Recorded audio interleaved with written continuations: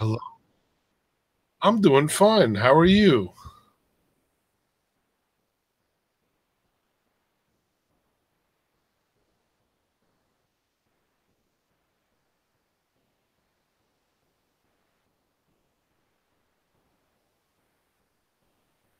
Oh,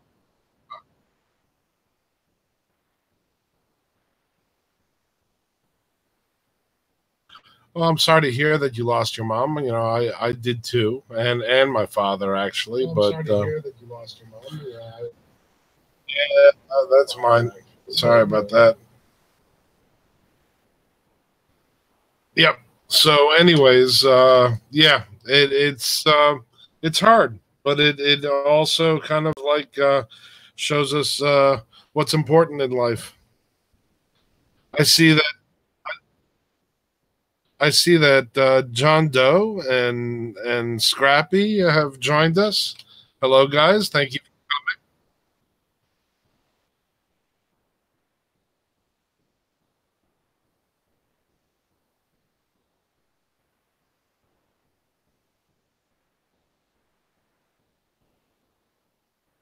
Did it?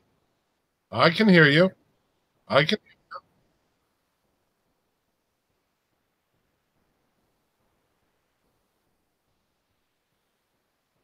John, Scrappy, can you hear us?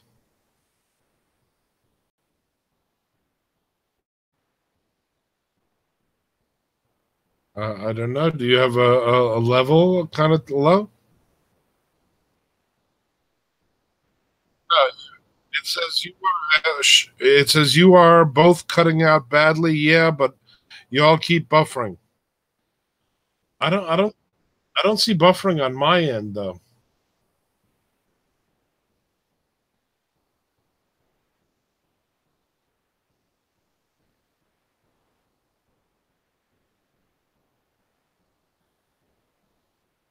Daryl says he's having major audio issues. He can only hear one of us.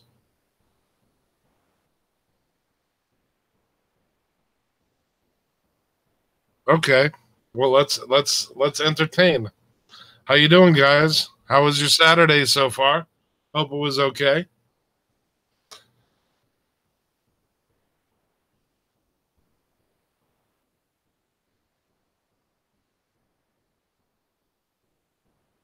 You and your Windows updates.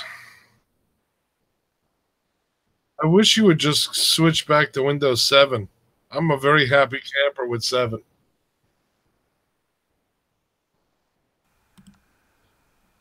Oh, this is gonna kill everybody. This is gonna kill me first. Do you hear an echo data? No. Okay, everybody in the audience, can you hear me all right? I apologize. We hate Windows, and I'll tell you why. Cause Speak for yourself. this this update is going to take a while. Okay, so I'll just shut it down and let it update on the shutdown. Wait a second. You mean you have a Windows update now? I had one last night right before the show, and its comment was, "This will take a while." So this morning, I shut my computer down to do the update. And Okay, yeah. Go ahead. and when I shut my computer down, it took like 45 minutes. So I thought, okay, yeah, that was a while. Good thing I didn't do that last night.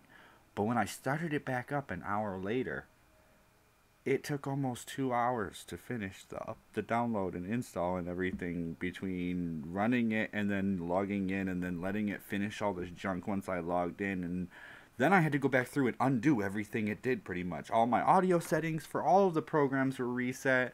My main Okay, settings changed. Labels. okay. It's just You're rambling. I'm Okay, rambling. you're rambling. Okay, I understand. You're upset. Okay. Now, how are my audio settings, John? Are they better? I just cranked them up a little bit. All right. It looks like we need to say hello. I am the Numbskull, the guy on the right lower corner of your screen, and with me tonight is that fine hand to my right, to your left, the Data Yeah. Wasteland. Hello. I think we sound different enough. We shouldn't have to go over that too many times, right? Yeah, maybe. Yeah. Num is quiet. Exactly. Numb is quiet. This is how I talk. Now numb is quiet. Here we go. Now it's numb that's quiet. Okay. I can do this, but I don't want to. Yeah, I don't want you to either. I don't like. Okay, let's get back into our topic. What is our fine topic? Our fine topic today is 9/11. 9/11 is, September 11th, 2001. It was a grave day in history, but it was also a day that a lot of things changed and a lot of things happened, and it's also a monumental day. It's so big, and it involves so much, and covers so many different topics or subtopics that it's really hard to even wrap your head around. Okay, and we kind of tried to outline an idea of where we wanted to direct the show because of the problem with so many things to talk about. We're going to acknowledge a few things and then move around them. So Daryl says 9/11 never happened. John says, I don't remember masturbating on that day. And Scrappy says 11th September 2001 saw a lot of things written about that. So yeah, I mean, frankly, a lot of people that you deal with every single day, they weren't even born yet. Then a lot of people were also very young kids. So they really weren't clued into what the hell was going on. And I'm kind of afraid that people are just going to either forget or just accept the narrative as fact. So that's why we're kind of talking about it now. No, I wouldn't consider you a conspiracy theorist. You just know a lot about the things that happen. And when there's something that just doesn't sound right, you want to see facts and statistics to prove it. And then when they look like they're not right, you start to wonder what really happened. It's funny you should say those two words, conspiracy theorist, because that even those two words have changed in the past since 9/11. Before, conspiracy theory was just somebody talking about a possible criminal group doing something. But it's been changed. That definition has been changed to mean somebody who's sort of crazy and sort of says things that are kind of out of his mind. So even in that aspect, to some people, it's hard to tell the difference. Well, I can understand that because, if you go all the way back, even all the way back to Nazi Germany, there was a quote. They said, if you're going to lie, make it an outrageous lie. If you repeat it enough times, the lie becomes the truth. And I'm afraid that that's really what's been happening lately. I wouldn't at all doubt it. And we were looking and skimming across facts earlier to try and decide how to talk about this. And I can say I'm about Daryl Aldell's age. I was a senior in high school when this all happened. And we watched it live on TV from like 10 minutes after the news went live with the footage. We were watching it. And that's all we did that day. And I was in a design class and we studied, watched videos on how the design was done, how the construction was done, how the cleanup was being done, and how it fell, and the analysis, the pre-analysis that was coming out afterwards. And to sit here more than a decade later and look through more than a decade later, to sift through some of these new facts that I never heard about because they were tossed out there, but they weren't mainstream media. So I didn't hear about it at the time. At 17 or 18, I had YouTube. I posted some games on it here and there, but I watched the news. I read the paper. You get what's fed to you. So you don't hear about some of these things. And we're going to try and go over some of them. And see what people want to talk about, see what people don't, but we're going to try and at least cover some of these things that sound really interesting. And Well, go ahead. when it comes to the construction of the two main towers, 1 and 2, I'm not sure if you're aware of this or not, but in actuality, those two towers were 3 buildings apiece. Yep. Pardon? Yep. They basically, you had 3 separate buildings with a lobby at the floor and 2 sky lobbies, and the bottom building was built 3 times as strong as the top building to be able to support the 2 buildings above, or the 1 building above. So the way the thing fell in just looking at it doesn't make sense. I mean, you have asymmetrical damage and a building coming down symmetrically. Not only that, but you have only the top part of the building that is weakened and supposedly heated and melting, and you had the bottom, which was still perfectly sound. So how you could have a smaller section of the top drill through a perfectly fine lower section, which was twice as large, and completely disappear, just boggles the mind. When you look at it, it just doesn't make sense. It's almost as if a little 9-year-old, 10-year-old girl jumps into the arms of a linebacker, and the linebacker gets nailed into the ground up to his shoulders. Yeah. And the phenomenon that they used to explain how the building came down in the measurement it did, I was skimming across some other stuff. It's called pancaking. And well, that was their first attempt to explain it, the pancaking. And that was also the explanation for the huge dust cloud that came out. Is the pancaking forced the compression of air, which caused dust and debris to keep flying out as every layer fell. They had a cute little cartoon showing the floors collapsing on each other and then the floors building up. The one thing they never accounted for was the central core columns. See, in that pancaking, we're actually talking about a donut of floors, and we're talking about, or a squared donut of floors, and we're talking about a central core that was as strong as the entire outer rim section. We're talking about beams that were 4-inch thick steel.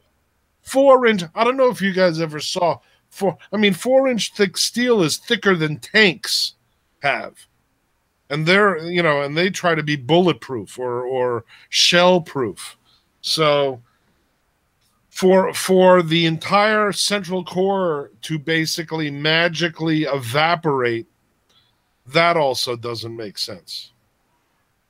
All right, we're missing a bit in the chat. Director Arcter had a good one. Where did it go? 9/11, the Pentagon explosion in the plane that didn't make it out was one more troubling thing I recall.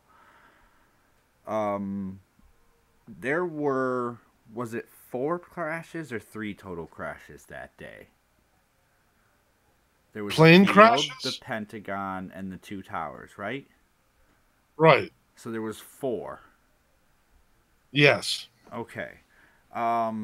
I that one's a little fuzzy. You don't always think about that. There was one in each tower. There was the Pentagon, and there was one. I think it was a field in Pennsylvania. It crashed in a field. I guess that was the one people tried to take over. They realized what was going on at that point, and they just understand something. This was the first time, and still probably the only time, that 4 planes have come down, leaving no relative plane debris, leaving I think it was only one a recorder was found, which is also kind of like insanity. And even in New York City, even with the two twin towers, the engine that was found on the street did not come from those two planes. So what the hell is going on? Yeah.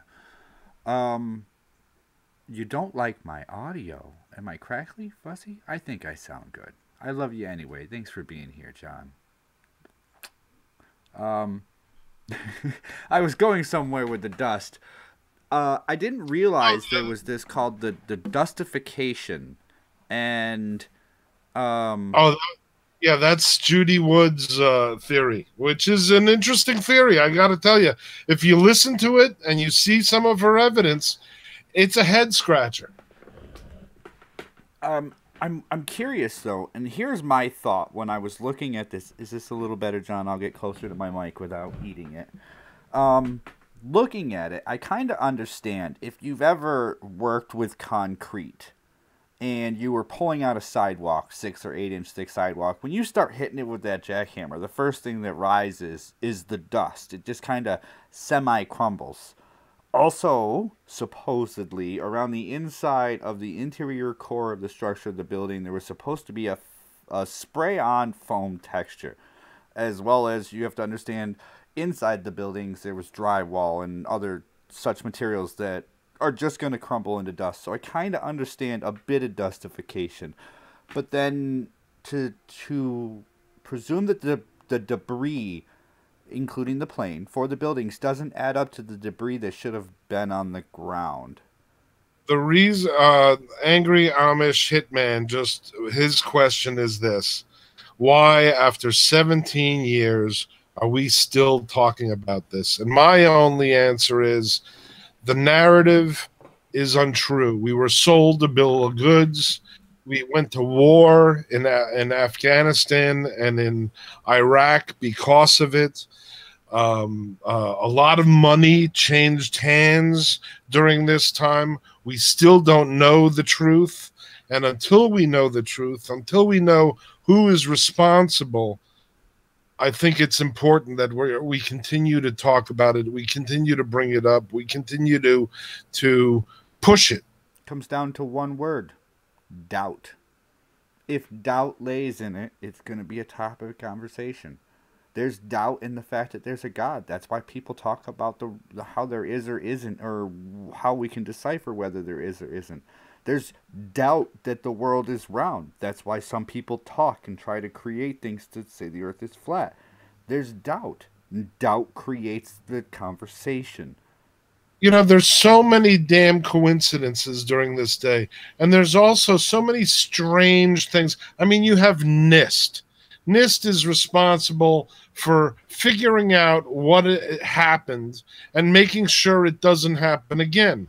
And in their grand wisdom, they're now going to keep the computer simulation of Tower 7 a national secret.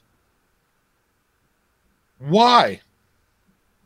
What reason? First of all, these buildings came down, and unless we know why they came down, can't all other buildings come down? I mean, isn't it the point of engineering to learn from our mistakes? I mean, do we build buildings that fall? I mean, ever since 9/11, a steel structure building hasn't fallen.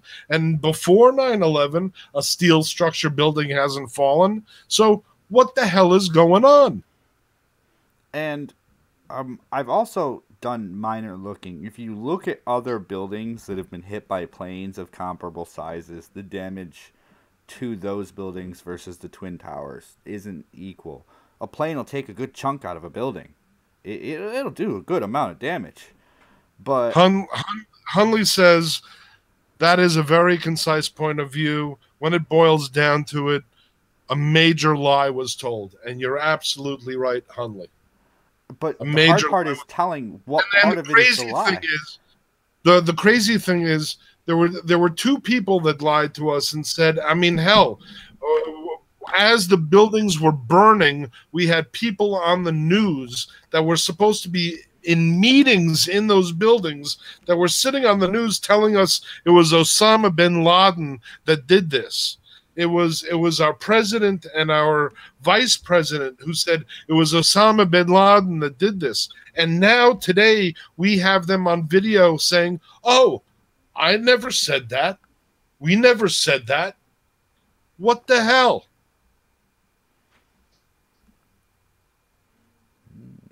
USA Today. Click here for structural design. I'm debating whether to click something to see the structural design, but I'm gonna not tempt myself. I did see the debris, and I didn't hear about the add up or anything, but this dustification and the debris goes into something else we were talking about, which, as you start to explain it, my mind immediately goes to that's a conspiracy theory. That's bullshit. And then you keep going, and it's like, well, I did hear a technology that does that. And then you keep going, and it's like, well, really? So, sonic emissions. The government works with these where you can put out sonic emissions and not sonar, but it's a device that puts out sound or microwave. There's multiple devices, but the one I saw was sound. It's a sound you don't hear, but when it hits a person, it boils the skin, or it's a frequency you don't hear, but it kind of boils the surface of your skin. A subcategory of energy weapons. Yeah. And you have to know, this stuff is stuff the government's showing off at this point. I'm going to talk right here. How's that? This is stuff the government is showing off at this point, and we all know that it's out there, and we assuming the knowingness to us that there is more that we don't know about. So, start explaining this, and I'll try not to cut you off too much as I had my thoughts on it. Well, as far as I know, Judy Wood is a materials engineer. She studies, materials, what they do, how they burn, how they break, how they stretch, whatever. She looked at this in a totally different way. She went, since she wasn't there at the time, all she had to work with was data like pictures, video, seismographs, even down to Earth's magnetic field. And she studied these pictures, and she found really some odd anomalies. Situations where it looks like fire, but it isn't fire. Situations where you have an entire aluminum engine literally melt to a puddle. You have door handles melt out of cars, and yet you have the paint still good. Or you have half a car completely melted and the other half is pristine. Or you have a car filled with papers, everything burnt but the papers. We're talking about mail trucks that literally melted into a puddle, flipped over, flew. She also thinks Liberal gets the bullet too brought up a point I kind of skimmed over. The kind of fireproofing those columns have mean the irons could have not all melted at the same time, and if some were intact and others failed, you'd never get a vertical collapse. There was a manufactured story which I kind of partially believe on that, and that was the age of the insulation, the fire retardant insulation that was sprayed onto those pipes. They said from the concussive force of the impact reverberated the steel in the building and shook loose a majority of that fireproofing. Mildly believable. Mildly. Yes, but we're talking about very thick steel. I don't know if you've ever dealt with very thick steel, but steel also radiates. So in other words, you have to have a lot of heat for a very long time, and even then, as that heat moves away from the fire, the steel cools. You had people standing in the openings before the collapse, so how hot could the steel have been? That's a pretty damn good point.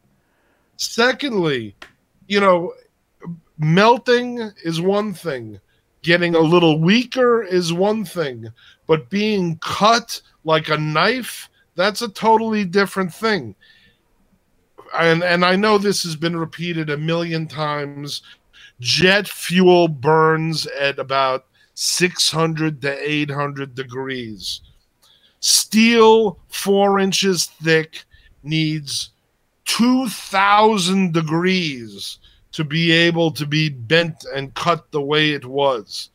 There is no way that the fuel of those planes took those buildings down. Did you know that the World Trade Center had a fire in it before they came down? This fire lasted 8 hours. It encompassed multiple floors. It was hot as hell. They never even thought that it would be pulled down. I mean, the reason the firemen ran into that building was because till that day, a building would never come down because of fire.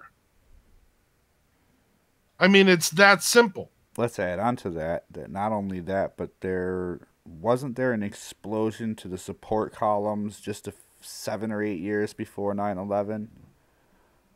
Oh, we're talking about the first 9. We're talking about the first World Trade Center bombing, Yeah. which, okay, you want to talk about shadiness? The FBI knew the little cabal that was going to do it. The FBI had turned the bomb maker. So, in other words, the bomb maker himself was working for the FBI.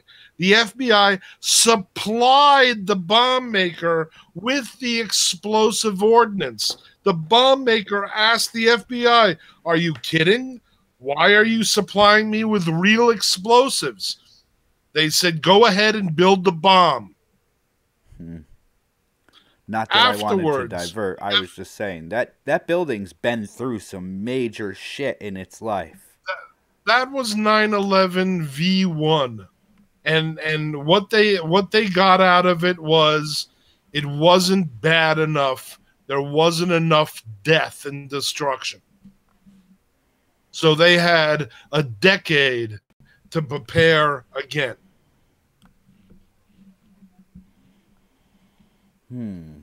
So, along with all this, we all know that the death toll was something we don't even want to speak of how many people were lost in the building. Whether it intentionally came down by a manufactured collapse or if it did happen to fall because of the situation that happened. If all these coincidences lined up and it just happened to have been falling, all of these deaths, we have to acknowledge we lost a lot of people. But look, you've got a situation where we're supposed to believe some guy in a cave is directing a dozen, supposedly such religious influenced people that they're willing to commit suicide for the cause, and yet they're playing around with drugs and strippers and whatnot, and at the same time, the exact day they do this is the day that we have 10 military war games, half of them dealing with planes being hijacked and flown into buildings. And then you have a president saying the reason 9/11 happened was because it was a failure of imagination. I mean, how could we even think of a situation where people were flying planes into buildings? Well, shit, you were having war games about that. So, who's informing him? Liberals get the bullet too. The one who really gets me is the reporter showing up to a crash site, seeing nothing but a crater, getting ushered off scene and coming back an hour later to burning debris. I do remember reporters not being allowed on the scene of a lot of things. I do also remember in the city, it seemed a little odd now that I recall, and this is weird, I'm recalling it because of mention only, but the footage from 9/11 of the reporters, they were a good 15, 20 blocks back from that building. That's way more than crowd control, even for a large issue. Crowd control would be 3, maybe 5 blocks. Two things. John, yeah, you do know that Al Qaeda is actually the base, the database. In other words, Al Qaeda was the CIA name for guns for hire. That was basically CIA's go-to guys, and even liberals get a bullet. The one thing interesting about that quote hole, if you've ever looked at the hole in Pennsylvania, it shows you a hole and it shows you a slash on either side. Now, when I first saw that, it looked to me like those were the imprints of the wings. But you know what's kind of crazy about this? I saw a picture before the hole. That slash was there before the hole. So that slash wasn't made by the wings at all, which is kind of an interesting side note.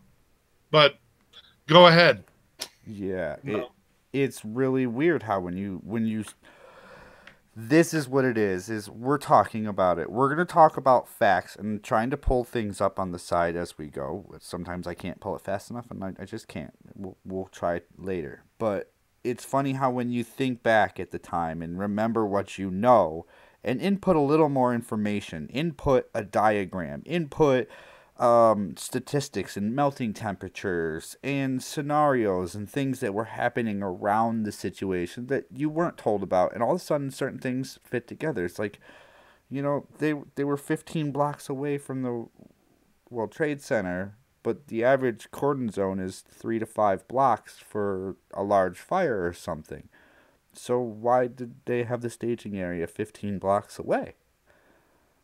Why did they get the hell out of Tower 7 when the emergency management office was in it?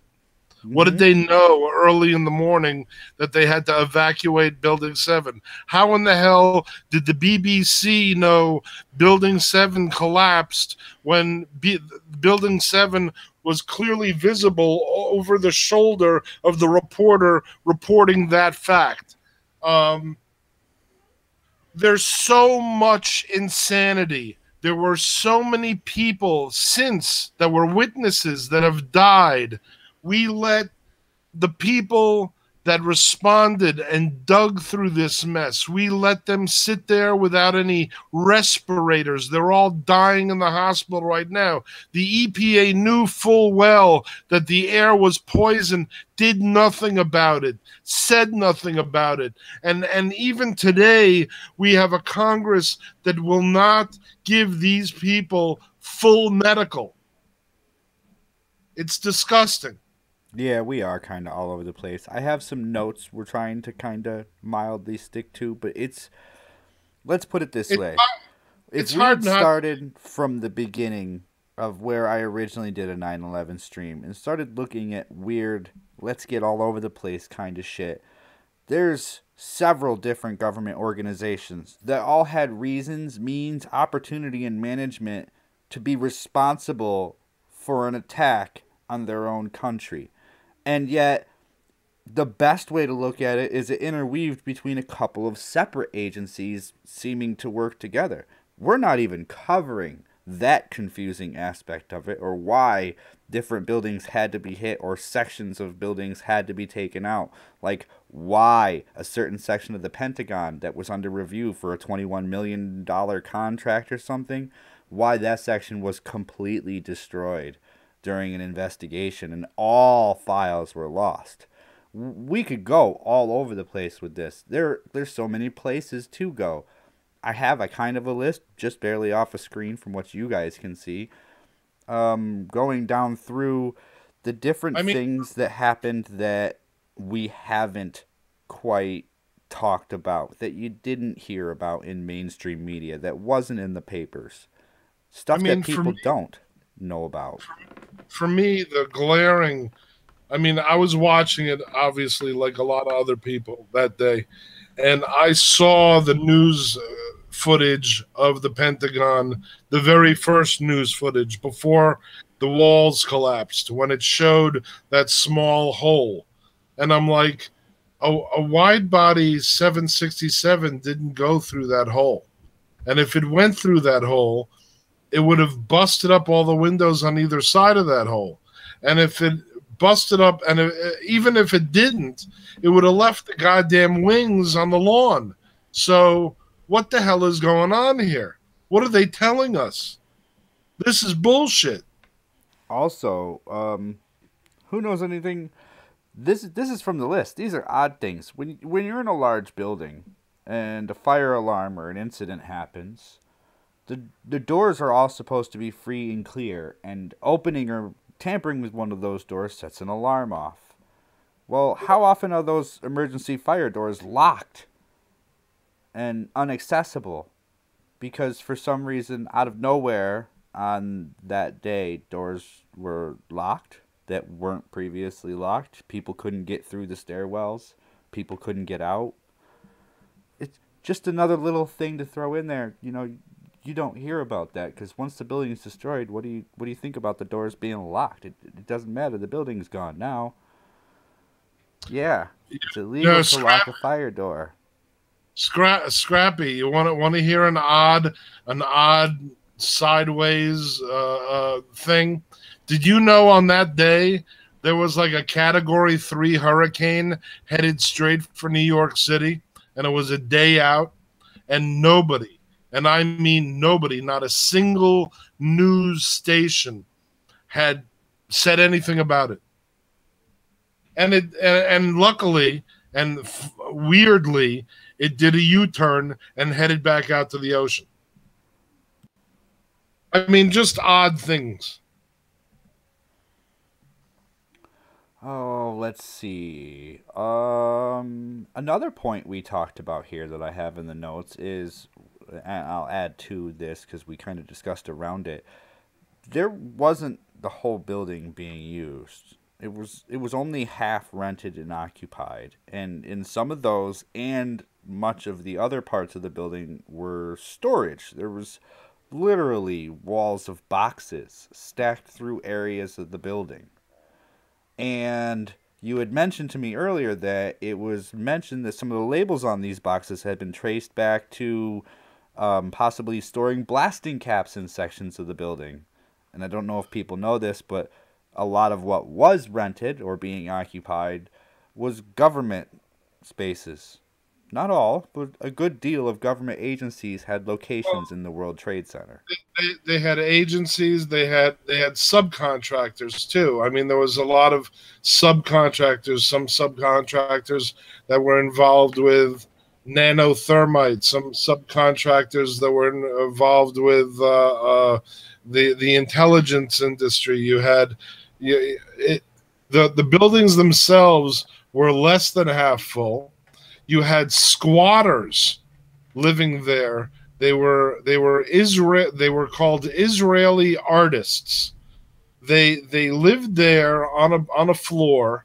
They literally took a window out, built a balcony outside the window, and then picked people up from the street who wanted a picture on the outside of the Twin Towers, brought them up to their floor, and literally rented a helicopter and took pictures of these people out on a balcony outside the building.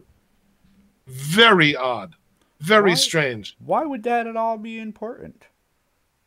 Well, a lot of people say, well, you've got a 110-story building. How the hell are you going to wire it all for demolition in just a few hours? Well, what if you had a crew living there 24/7 for months beforehand? What if you had another crew delivering supplies to this first crew?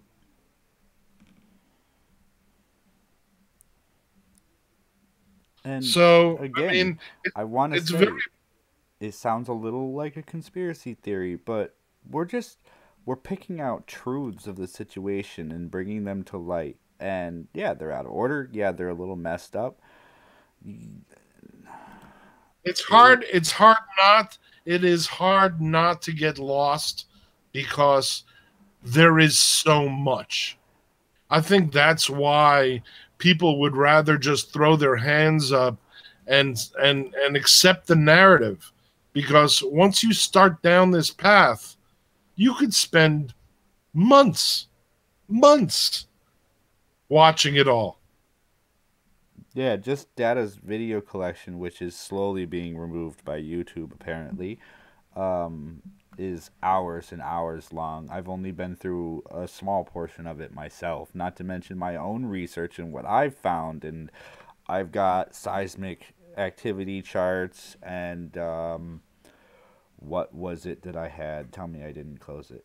I might have. I have popular mechanics over here, and I have the seismic activity from the buildings hitting and from them falling, which, just being an unintelligent person reading a seismograph, that doesn't look right. Doesn't it look like there was barely more concussion when the buildings came down than there was when the plane hit them?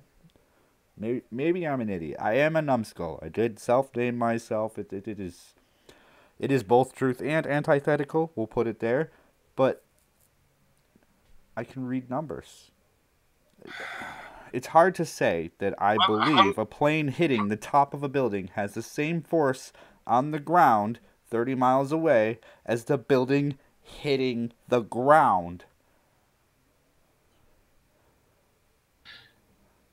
Hunley, you're right. It can drive you insane. I don't know if maybe that's the point.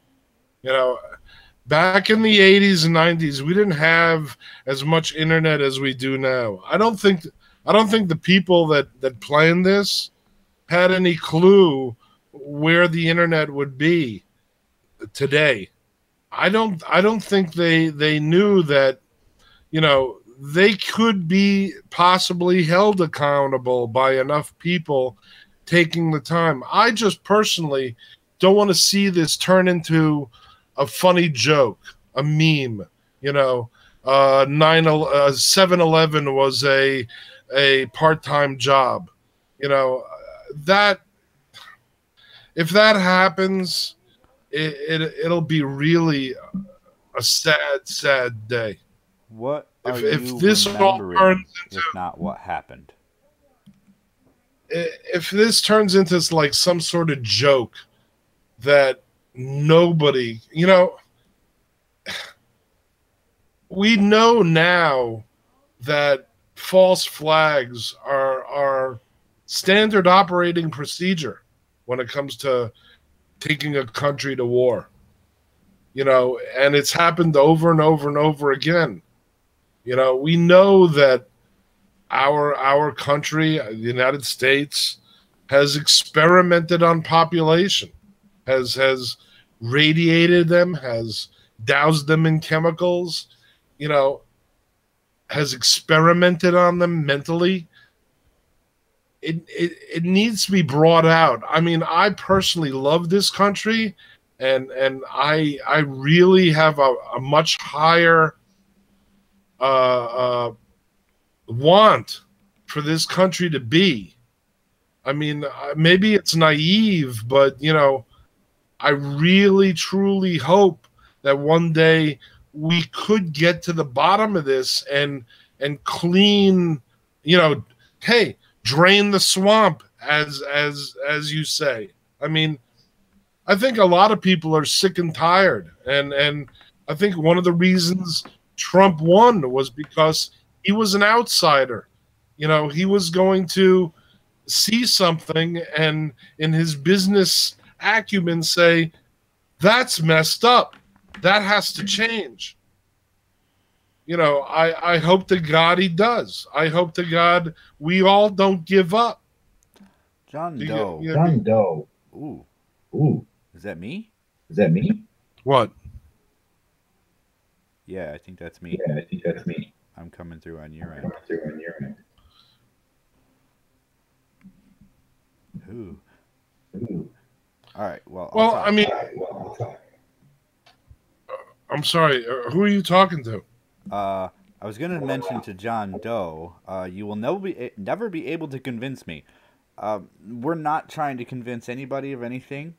I don't care to convince anybody of anything except you're here to listen. We're trying to give a little bit of information, sloppily, mind you. We're still new at this. This is the first day I had an outline. Hey. We're just trying to offer something up and say, hey, by the way, there's more facts out there that haven't been looked at or haven't been shown or have you seen. It's not my job to convince you, anybody of anything. I've said that before. My goal isn't to convince anybody. It's to offer up something that'll let you look into it for yourself. It's to talk about it, to open the conversation so that people aren't afraid to talk about things or aren't afraid to question it. If you're afraid to question it, then why are you here? 9/11, if you know everything that happened about 9/11 and we can't convince you, then why are you here? You have doubt, you have question. You came here to hear another review, to see if it's something you already heard, if it's something that sounds absolutely crazy that you don't need to listen to, or if it's something new that you might have to look into to see for yourself. And if you're here and you've looked at it, and if you search Google at all, I've done more than enough. I mean, there's always secrets, and maybe we'll never get to the true bottom. I mean, we had an investigation. It was underfunded. It was delayed. There were witnesses that didn't take the or take the oath. Maybe we need another investigation. Maybe we need a better investigation. I mean, I don't know as to say that another investigation at this point in time would hurt. But at the same time, I can't say that it would at all help either. It's good if you have private entities, but the government has looked into it. They've done what they're going to do. I don't know if I really want them putting more resources towards something they've done once. If they're going to be proven wrong, they need to be proven wrong by an individual company, corporation, by the society at large, and then confronted about it. But the government wastes enough resources. Don't ask them to do things twice. I mean, a lot of people think that the people that were responsible for this were also responsible for the Kennedy assassination. We know now. I mean, the CIA did release a autopsy report on Kennedy saying that the kill shot was from the front neck. So that kind of kills the lone gunman theory. But be that as it may, again, there will always be secrets. Maybe we won't get everything out. Maybe enough is gotten out. Maybe we'll get a little more out. But, swallowing the narrative that the government is putting out seems to me like more of a conspiracy theory, quote unquote, than what we're talking about. Okay, John Doe, you want to know how that? The government motto, why buy one when you can buy two at twice the price? I absolutely don't doubt they had 2 studies done at the very same time. If not 2 studies, then 2 separate reports. There was truth or more information that they got, and then there's what was released.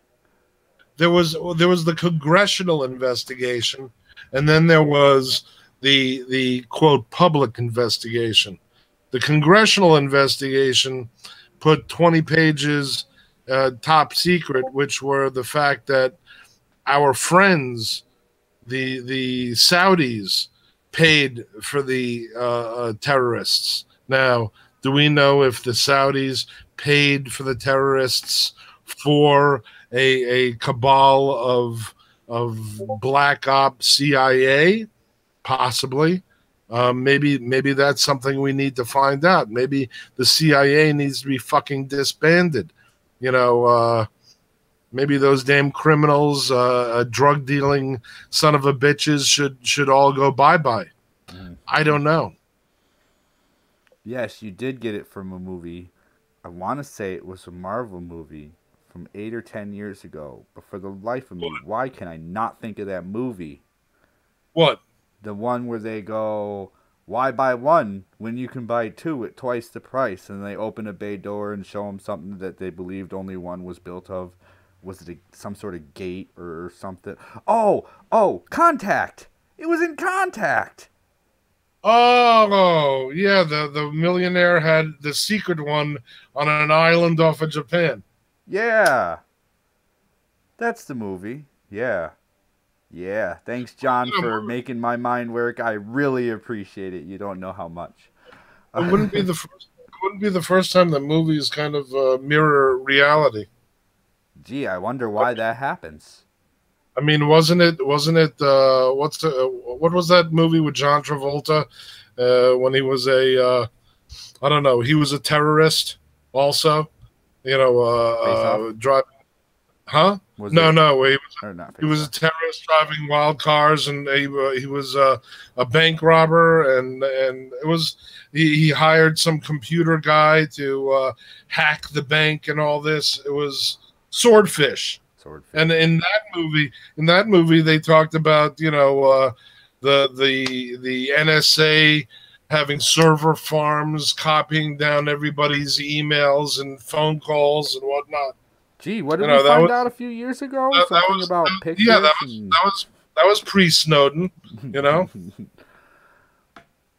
Wait, I watched Eagle Eye. I'm turning the power off. There you go. That's an AI. You know, everybody's freaking out about AIs. Do you think the AIs that we see in public are the top of the line, or are those like, I would think a military AI may have been up and running now for years and years and years. Yeah, I wouldn't doubt it. Or at least think of it this way. Think of whatever screwed up artificially intelligent learning bot YouTube has. Think about that.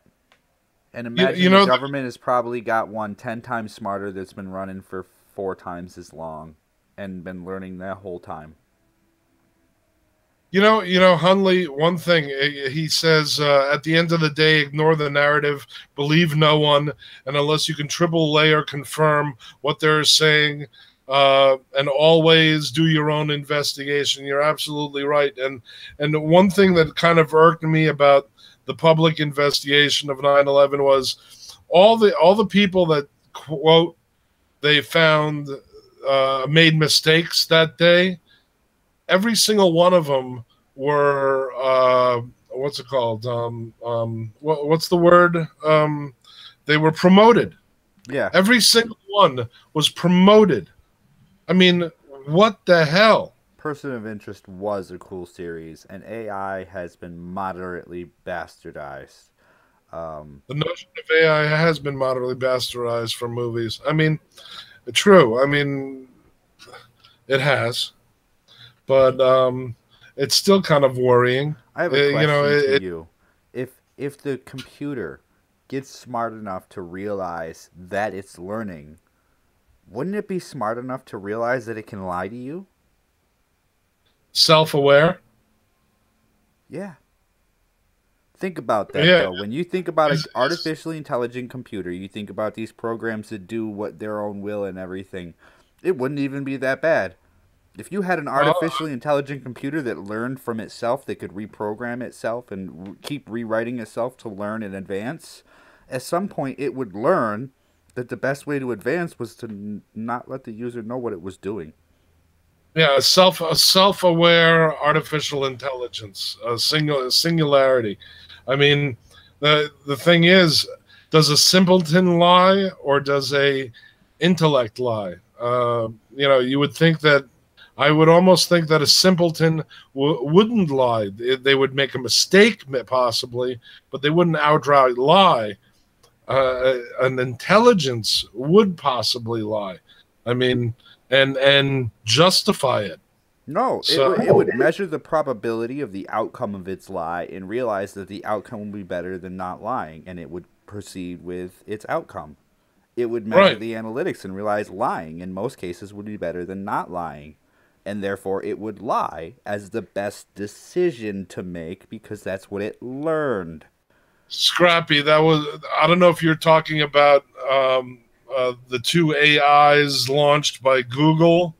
No, Person of Interest. There's a series in Person of Interest. There's an AI that starts the series out that he's working with, and then there's another one that's a bastardized clone of his AI, and the two of them fight it out in an AI environment in the show. It's weird. It's a good show, but it's weird how they portray the AI in there. Well, you remember what happened to the two chatbots in social media? That was it Microsoft or was it Google that put them out there? They ended up being shit posters. Yeah, you know. Yeah, it's weird what they do. What are they gonna learn from, everybody? Come on, what do people do?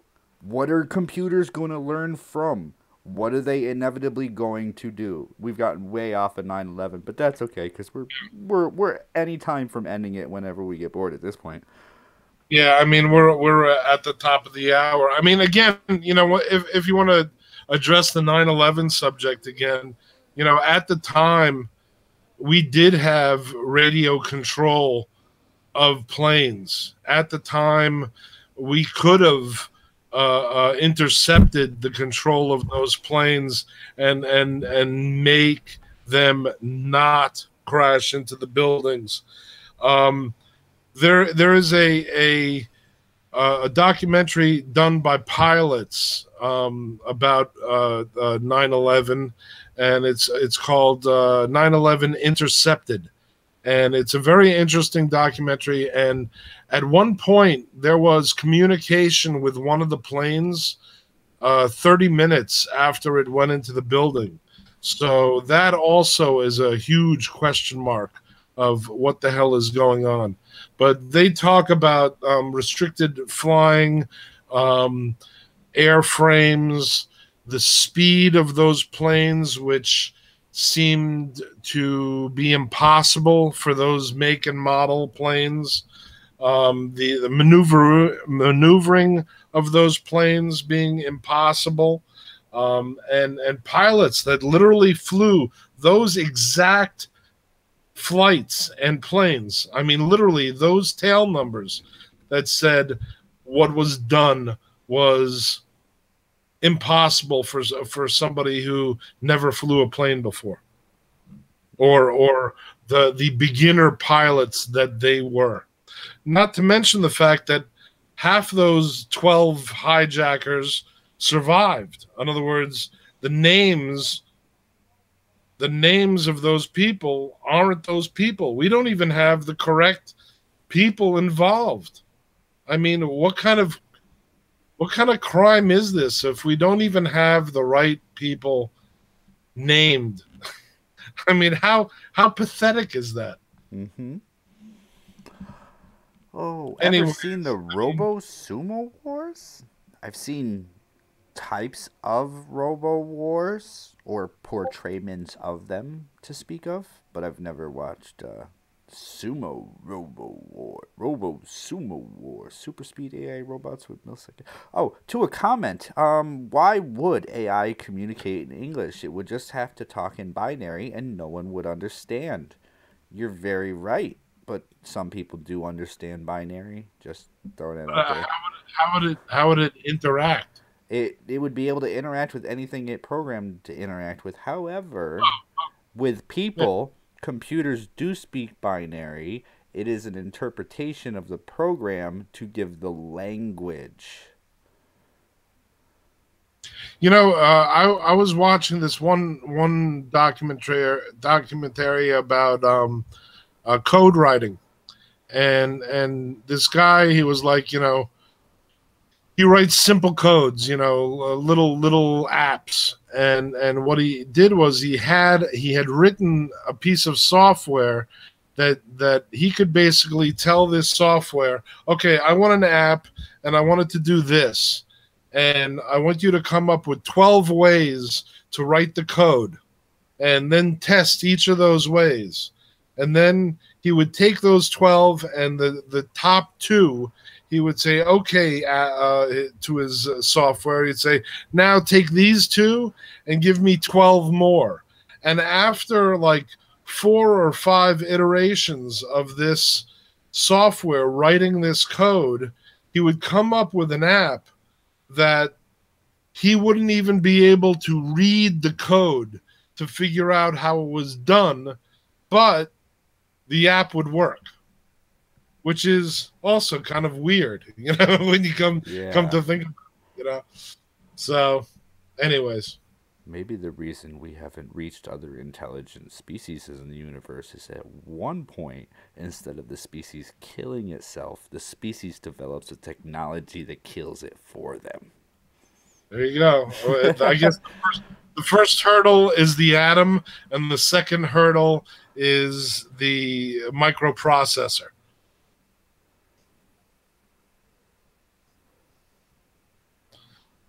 Well, I mean, we could go on and on and on. I'm sorry, I'm just reading comments too. I could go on and on and on too. I mean, what else do I have on this list? We covered the dustification. We covered the types of destruction. Just one thing about the dustification. There is a piece of footage, if you ever get a chance to see it.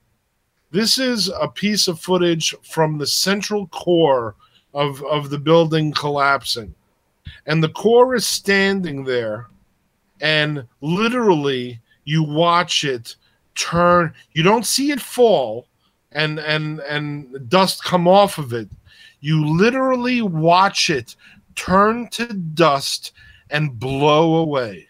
It is the most odd thing. And this is one of those little bits and pieces that Judy Wood was talking about in her thoughts on what happened during 9/11.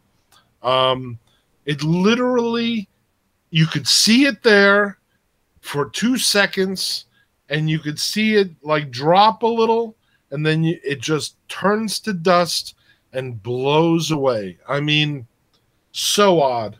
So very odd. Yeah. All right, guys. Thank you so much for joining us this evening on our, well, they're going to get better over time, but this is our deeper dive topic discussion, and we chose 9/11 today to bring up some cool and interesting things that, well, shit, half of this I didn't hear of before a while ago. So I hope you enjoyed yourself. This is our fourth or fifth stream on odd topics. Oh. I hope. Q. We've done one on now 9/11. What else have we done? We did a flat Earth. We did a flat Earth. We did gun control.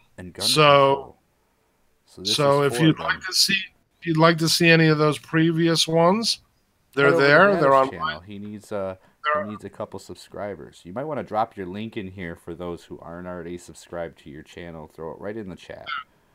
They're on my channel and they're on NumbedSkull's channel, and I hope you come back again. Maybe we'll have another interesting topic, and I also hope that you can offer us a topic that we can discuss. Yeah, we'll run out eventually, so throw us ideas so we can keep ours on standby. Not only that, but if you're interested on more information about 9/11, I spent a lot of time scouring YouTube for the best 9/11 documentaries and videos, and I've got them in a playlist, and it'd be great if you come over to my channel and check it out. Let me give you my channel link. Copy. Paste. I want more sex ed from NumbedSkull, says the angry Amish hitman. Well, he definitely has the bones for it. Oh, I put a lot of effort in that one. I've got a couple topics. I'm just gonna have to sit down and come up with good ways to get them into video form. But with that, let's shoot the. Thanks for tuning in, everybody. We really appreciate it. There's some buttons you can slap on your way out. Please pick the button, slap it appropriately. Thank you for spending your valuable time, your Saturday with us. We appreciate it. And everybody, have a good weekend. I will see you on Monday morning with the great debate at 9 a.m. Eastern Time. Other than that, we'll see you next Saturday at 7 for another one of these. Have a good one.